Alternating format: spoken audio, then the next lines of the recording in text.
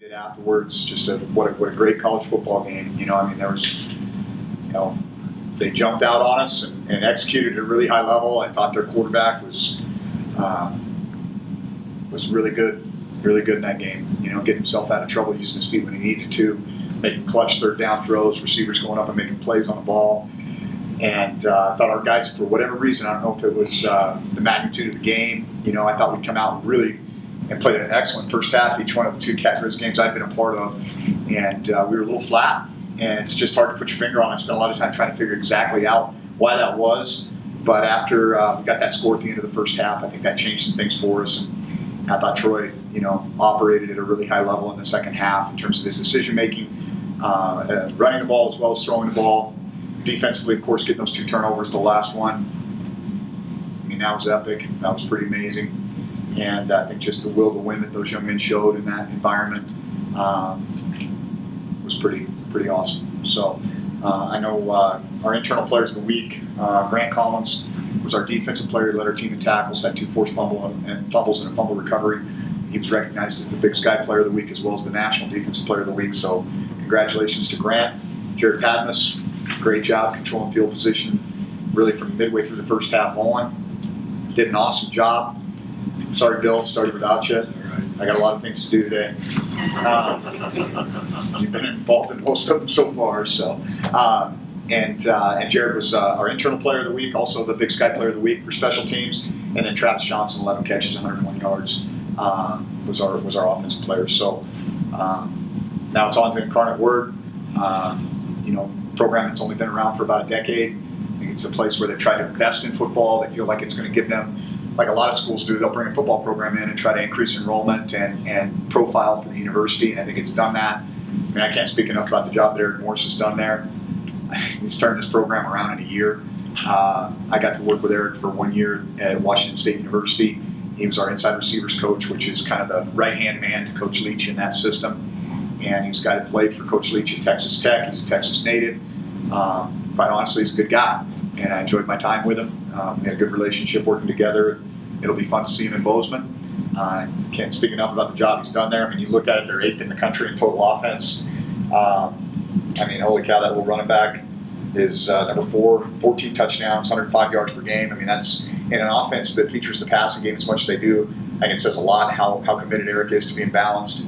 They've got some good 2-back run game that they use. They do run some gap schemes, which is not something you see a lot of out of an air raid type system. Quarterback operates at a really efficient level. The Copeland kid, for a freshman, I think he's doing a great job. He actually came up to our camp a couple years ago. Denarius got him to come up, and so it won't be his first time in Bozeman.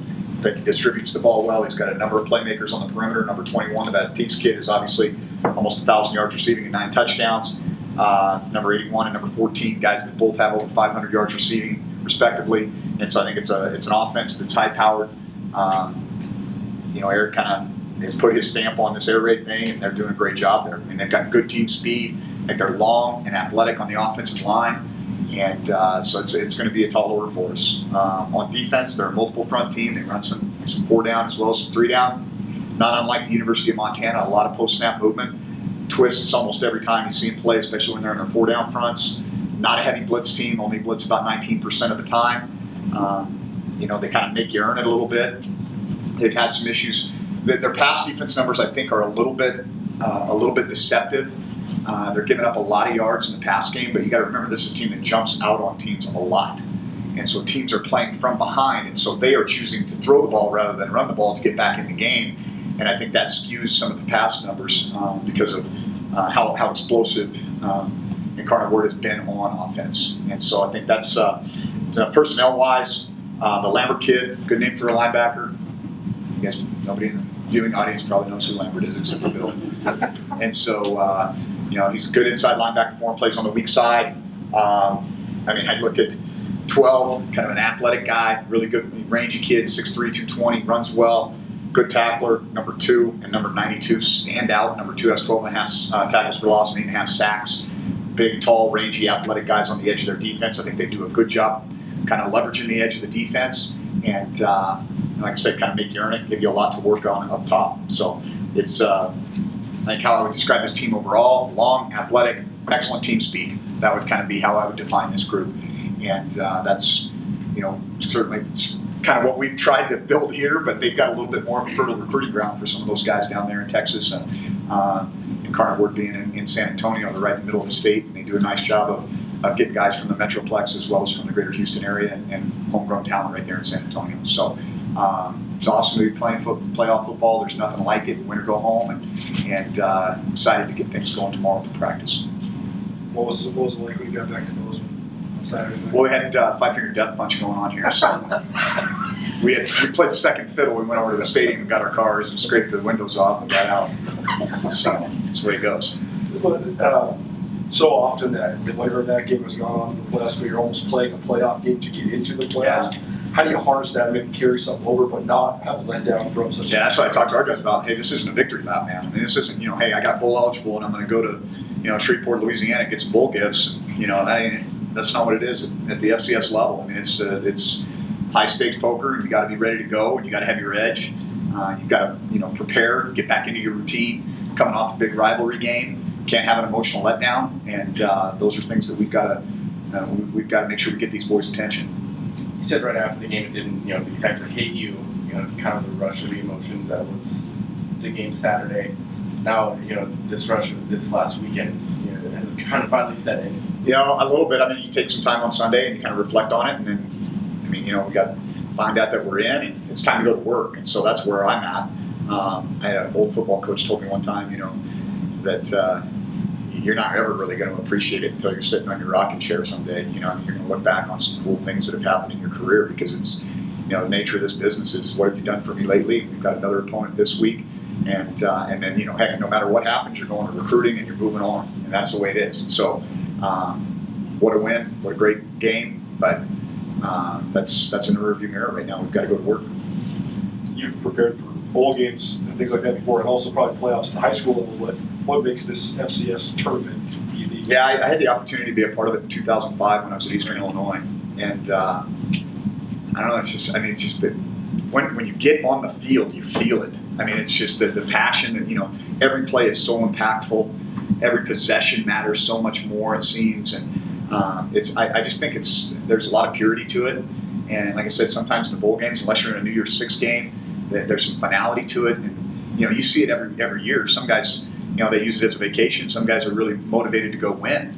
And I think your objective should always be to win your last game. And this is the last game we got, guaranteed. And so we need to have the right mindset to understand that there's going to be a different level of pressure.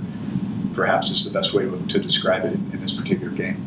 You mentioned after the game, players being remembered, for plays, making kind of Grizzlies. How do you think there's kind of Grant Collins and WH? Yeah, well, I think there's a lot of guys that are going to be remembered in that game, but I think certainly it's hard to not talk about that last play. Grant forcing the fumble and recovering it 2 possessions earlier for them, and then just, what Chase Benson did to their center, what Tucker Yates did to their guard, Grant throwing his body in there, Derek being in the right spot at the right time. The stars aligned. And, we've been through some tough things here, but football God shined on us at that moment. And those guys. Well, I can't imagine that. Tucker's going to have a hard time finding a teaching job when he's done with this here. Well, I know who you are. Even if he gets a haircut, he might be able to do it. With everything Grant's been through, how fitting is that for him? Yeah, I think we talked about it maybe all the way back in fall camp. What our goal was to see him finish, because that's not something that he's always been able to do in his playing career. He's just such a tough-minded kid, plays with so much heart and passion, and you could just see those 2 seniors in the middle of our defense saying, "No way is this going down." And it's one thing to talk about it; it's another thing to be about it. When those guys played that way, and not just on that particular down, but really throughout the game, those 2 guys played at a very high level. I guess after the Idaho State game, it looked like maybe playoffs were a little bit far-fetched. So can you just describe what it's been like in this program the last 4 weeks to really try to stay the course? 4th and 1 mindset. Every single day was 4th and 1. We had our backs to the wall. We had no margin for error. There's a lot of things going on in our program. When we played Idaho State, whether it be injuries, coaching changes, there's a lot going on. And, we went down there and played a really good football team in a highly competitive game in a tough environment, and it didn't go our way.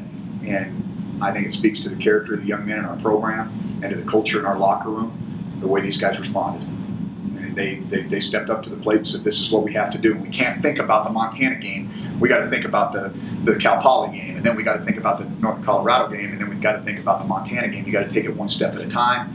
And I tell you one thing I've been really impressed with over the last month of the season is just the leadership on our sideline and in our locker room. I've felt that culture shift more in the last month than I have in the previous 2.5 years here, simply because these kids, I mean, I don't have to do all the hard lifting anymore. You know, as coaches, we don't have to go in and correct everything. It's being corrected in the locker room. It's being, I mean, I'm watching, you know, I'm busy during the game, but man, our guys weren't pointing fingers. We're down 22-0. It's like, you go make a play, we'll go make a play. They had each other's back for 4 quarters in that game, and you know, that's culture wins, man. That's what happens when it starts to that flywheel starts spinning, and there's a lot of synergy that takes place there. And those guys are, I mean, they were awesome. So often when the punter trots out on the field, it's after, you know, for lack of a better word, failed offensive series. But in an environment like that, how clutch was that for Jared to pin them like that? Yeah, well, not only that, but for us not to turn the ball over. I mean, you know, like we talk about every week, every drive ends in a kick. And when you have a weapon like Jared, especially when he's on, I mean, when he's feeling it, he is really good. And he was really good, really from probably the second or third punt on. There was one punt in that game we were backed up in the scoreboard end zone, and he kind of laid one out there to Jerry, and there was nobody there. And I said it. I said, that's gone. And out of nowhere comes Ty Okada with his cast on and puts the guy on the ground. And that might have been his significant. Now, they went on to score on that drive, but the momentum that's created when you get a kickoff return or a punt return for a touchdown can be devastating, especially when you're down a couple scores as we were at that moment. And so from that moment on, I mean, he was money. I think every other punt he had was inside the 5-yard line or 10-yard line after that. So, Coach, like I said, those guys had already said what needed to be said. I didn't have to say a lot. We had to calm down. We had to play in the moment. We had to remind them we can't score, 21 points on one play. We got to go do it one at a time. We need the defense to step up and get some stops, take the ball away. Offensively, we've got to put some drives together. We're going to have to open up the playbook a little bit, throw the ball a little bit more. And so it was more of a, those guys had done all the yelling and screaming. By the time I got in there, it was just say, let's bring this together, let's create good urgency, get in and out of the huddle, have our eyes where they need to be, and go play. Did you ever at the end any better for that game? Yeah. We forced a turnover on the kickoff and taken a knee, and that would have been it. But, as far as for the dramatics, I probably couldn't have done much better. If you're writing a movie script, it was pretty good. How you said though, what was the crazier ending between that game and the Fiesta Bowl in 07? Totally different. Yeah. Totally different. But I will say this, and I've said this already. Those are two of the best college football games that certainly I've had the opportunity to be a part of, and I don't think there's any better that you could watch. You mentioned Eric Morris and his background, Mike Leach, Kevin Sutherland, Cliff Kingsbury. Do you see elements of each, or how similar are those three guys and what they've done, and how similar is what Eric does? Yeah, Eric's a really smart guy. I mean, he really is. I mean, he was kind of like I said, he was kind of Mike's right-hand man that first year that we were at Washington State. And you see his own spin on things. I mean, certainly the system is a part of what he does. I mean, you see mesh routes and 4 verticals and box check concepts and all those things. But he's definitely putting his own spin on it. The thing I like about what he's doing on offense that makes it a little bit more challenging to defend, and I think it's a critical element, and it's more what Holgerson has done with West Virginia, is to turn to more of a not necessarily a pro-style running attack, but they run power, they run counter, they force you to defend some things that maybe the traditional air raid spread doesn't force you to defend. And so you definitely see kind of Eric putting his own spin on this offense. How much do you enjoy seeing players after games with the athletic should be all over the place? Means they're playing hard. That's what you like. I mean, I don't know what happened to Zach Wright at the end there, but he looked like Braveheart coming off. Yeah, those boys will remember that for a long time. What do you think it takes to go from 1-10 to a playoff route? Well, I think it was a whole shift in how they approached it. I mean, they brought in a lot of junior college guys. They brought in some new players. They've got an entirely new coaching staff. I think they're committed to playing a high level of football there. I think that's something that's important to the university. I think they're investing in it financially. I think they hired a really good, young, dynamic coach with deep ties to the state of Texas. And so I think it's they found a recipe that works for them there. I mean, not unlike Texas Tech. I mean, if you're kind of a fringe program, you got to remember, okay, so you're in San Antonio, they have UTSA and Incarnate Word are the two college football programs in that community. But how are you going to kind of carve out your niche? Well, if you look around the state of Texas, there's so many teams that run the spread, and so there's a lot of athletes out there. And I think it was a wise decision to hire a guy like Eric who had that background. As I said, he's well connected and well respected in the state of Texas. Runs a system not unlike a lot of the high school programs down there, and so it's easier for him to recruit to that because it's going to be similar to what you did in high school. There's a lot of quarterbacks that sling the ball around down there that are talented and can operate, and so I think an investment in being good, whether that be financial, having the courage to make a change to get themselves in a position where they can go, and a really good coaching hire. How do you juggle with Logan Jones at this point, having already played 4 games? Yeah, that'll be something that we've already had some conversations about, and sit Logan down and kind of talk about where we feel like we need to be with him, and that'll be something that we've had preliminary conversations about, but we'll discuss it a little bit more too. What's the key to defending an air raid style offense? Explosive plays are going to be one of the things you got to eliminate because they're going to get their yards.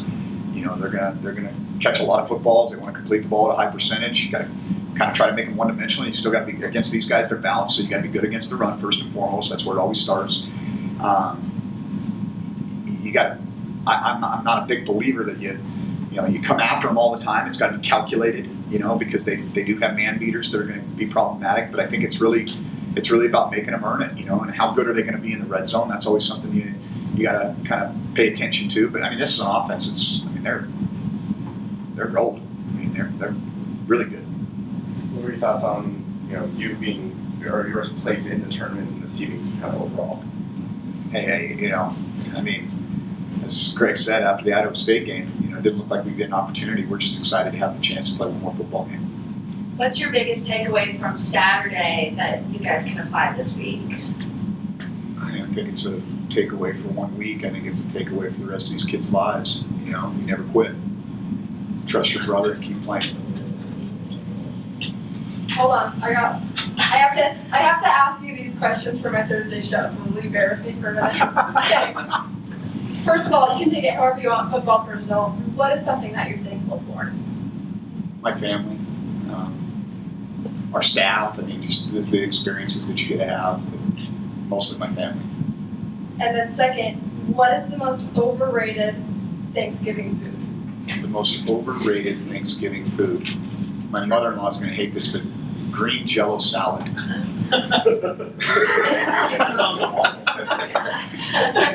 Okay, and then what's the most underrated Thanksgiving food? Oh, sweet potatoes for sure. Love my sweet potatoes. And then last one, your best Thanksgiving memory. I don't know, probably the first year we were at Boise State. We're getting ready to go play Nevada. At Nevada, we were undefeated. We had kind of a snowstorm on the practice field. We were practicing about 8 o'clock in the morning, and then got everybody together. Those were watching my at the time 5-year-old son stare up at Ian Johnson and Corey Hall, and see those guys, and my daughter running around, crawling around at the time, and so just that football is family in my world. And so that having the opportunity to share something like Thanksgiving with your football family or extended family is pretty special, and that's what I'm excited about this week too.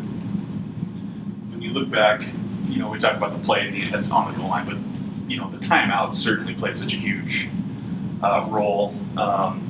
Greg, by the way, just so you know, I called timeout before they snapped the ball. I know you seem to have some issues with that. I don't know what it was, but clearly that timeout was called before they snapped the ball. No, but why would you? I got it flustered now. Come on, Jay. Why would I call the timeout there, or how would I?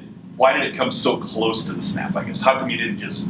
Because I wanted to see what they were going to do. Mm-hmm. I wanted to see the formation. I wanted to see if I could hear the call. I was standing on the 4-yard line when I called it, and so I was going to gather as much intelligence at that moment as I possibly could because I felt like it was the smart thing to do, and I think they gave us some pretty good intelligence. Were you surprised to see the same? I was. How shocked were you they came out in shotgun versus under center in that spot? I guess that really didn't surprise me that much because that's who they are. You know, I mean, and you know what? They've had a lot of success in the Low Red. It's not like they're a bad Low Red team. They're pretty good down there. And so they were doing what they did, which you would expect them to do. What kind of impact has Bryce made, especially on last week, you know, only with one hand? You know? One hand, one elbow. Yeah.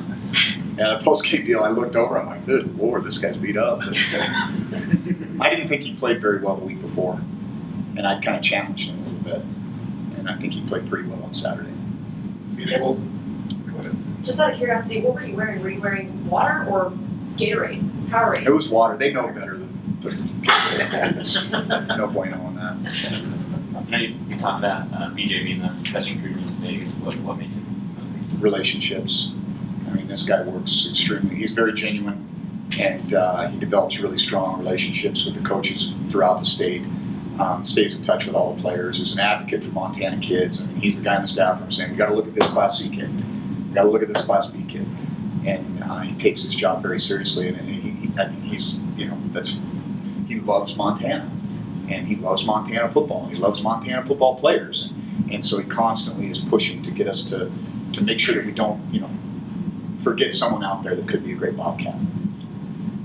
What does Thanksgiving look like this week for you and your players, and how much does the culture that you want to build, a family culture, play into how you guys will treat this week? Yeah, well, I think it's interesting. You know, we'll kind of have a normal Monday, Tuesday. Wednesday we'll move practice back a little bit. We won't go quite as early as we normally do just because they don't have school. But I want to try to stay on our routine as much as we can with our Tuesday meetings and Wednesday meetings. And Thursday we'll have kind of a, you know, morning practice. Thursday's usually a light day anyway. And then we'll let, if local kids want to go home, respect that and appreciate that. I know we farmed kids out in the past, but the year that I was at Eastern and we went to the FCS playoffs, I thought it was awesome to get together as a football family and just be in one location and have a meal together. And I think our players felt more comfortable kind of around each other, and whether that's, you know, all of us bringing our families there and kids running around and doing whatever. And so that's kind of our plan for Thursday, is to get together about 2, 3 o'clock and have a family meal for those kids that can't make it home or don't have that opportunity. And then we'll, you know, it's funny, the year I worked for Mike Leach, he said, for me, this is a total Mike Leach statement, but Thanksgiving is a meal, it's not a day. And I was like, and if you really think about it, he's kind of right, but I think it also represents a lot more than that. Is there anybody else red shirt wise that you're going to have to mitigate this week? James Williams has got to be getting close. Right? Yeah, I think we've kind of already gone over that one. So I think James is going to play. Kobe DeRue's on the bubble right there. He's played in 3 games. Lane Sumner's played in 3 games. Nolan Askelson's played in 2 games now. And so, yeah, I mean, the deeper we go into this, the more interesting this will get. When you look back at the regular season, how, if one word, if you can find one, would you describe? Ooh, chaotic. I mean, week 2, I'm in the hospital coming back from South Dakota. By week 6, we've made a coaching change, and I'm in that room over there with the wide receivers trying not to screw them up. And, you know, it's been an interesting year. To wait to search down the stretch like this, make the playoffs, do you feel vindicated in making the change that you did? That's not what it was about. Yeah. I mean, I don't think there's vindication. I mean, I understand that people have opinions, and it doesn't matter what I do. You know, there's going to be folks that, you know, think I don't know what the heck I'm doing. So I do what I believe in my heart is best for our players, our program, our university, and our staff. That's the thought process I go through. I don't really listen to outside noise. I just kind of try to push forward and make the best decisions that I can for our program. But you must be pleased with the work Matt's done. I think Matt's done a really good job under tough circumstances. Looking back at the fall, you know, going with Troy quarterback, do you feel like, you know, that was the right, you know, obviously you do, but you know, how good do you feel about that decision? Yeah, I never really second guessed it. I never did. Kid's a winner. Kid's a winner. Winners win. Good. All right. Thanks, guys. Thanks.